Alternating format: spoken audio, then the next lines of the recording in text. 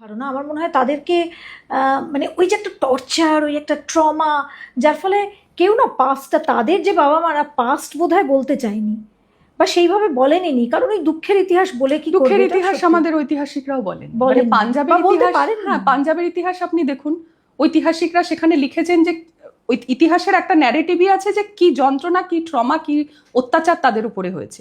কিন্তু বাংলাতে যে পার্টিশন চর্চা হয়েছে ম্যাক্সিমামটা হচ্ছে নস্টালজিয়া।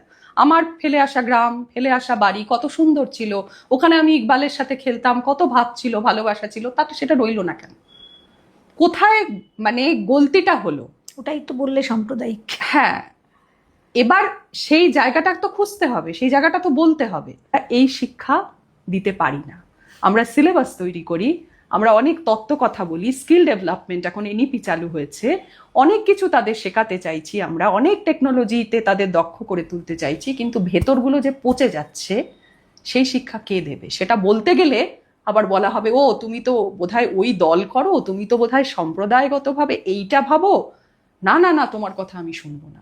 অথচ ভেতরের পিউরিফিকেশন না হলে আমি বাইরেটাকে আমি ড্রয়িং রুম সাজিয়ে রেখেছি, আমার ভেতরের ঘরটা নোংরা। এবং ভারতবর্ষে তাতে তো লাভ থাকতে নেই। গেলে হিন্দু ফিলসফি শিখবো না, সে যে ধর্মেরই ফিলোসফি মানুষ পড়তে হোক, হবে, philosophy সে পড়তে যে হবে। ধর্মেরই মানুষ হই, আমি খ্রিস্টান হতে পারি, আমি অবশ্যই। হতে পারি মুসলিম হতে পারি, কিন্তু ভারতবর্ষে সনাতন ধর্মের যে ফিলসফি সেটা তো শিখতে হবে, সেটা তো অবশ্যই, জানতে কারণ হবে। এটা একমাত্র ধর্ম যে কাউকে কাফের বলেনি, না, আর যে এখন কাউকে এখানে হিদেন বলেনি। এখন আমরা